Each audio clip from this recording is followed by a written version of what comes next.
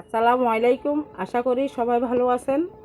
পিছনে দেখতে পাচ্ছেন আমার ক্ষীরা ক্ষেত। ক্ষীরা ক্ষেতের বয়স 2 মাস। এখন ফুল আসছে, এখনো ক্ষীরা ধরে নাই। দেখেন,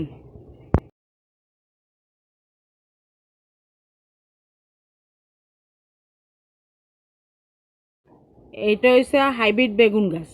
এটার বয়স হয়েছে 15 থেকে 20 দিন।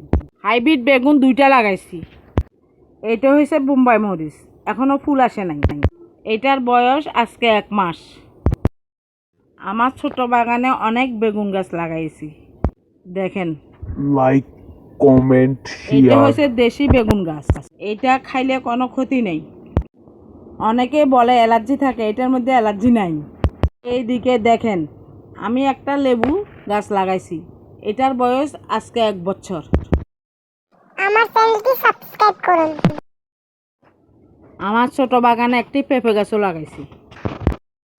এই লেবু গাছটা আজকে 3 বছর, লেবু ধরতেছে না।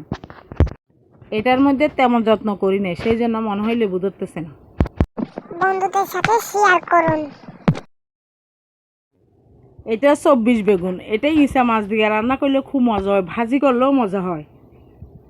আমার গাছে 2-3টা ধরছে, এখন ফুল আসতেছে অনেকগুলা, আরও ধরবে মনে হয়। এই বড় গাছটা বাজার থেকে 50 টাকা দিয়ে কিনে এনেছি। এটার বয়স 6 মাস, খুব বড় হয়েছে দেখেন। সাবস্ক্রাইব করুন।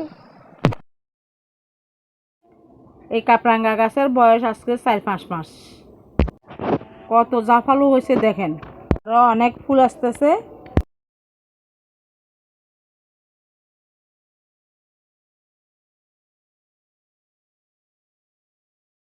আমার ছোট বাগানে একটা লেচু গাছও লাগাইছি। এটার বয়স 8 মাস।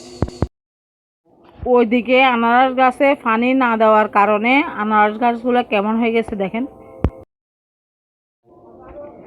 আমার ছোট বাগানে তাজা মরিচ, আরও ফুলও আসতেছে, জাফালু হয়েছে।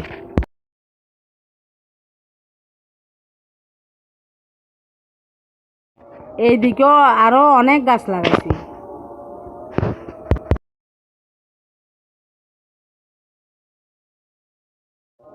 এইটা আমাদের গ্রামের ভাষায় ধান্না মরিচ বলা হয়।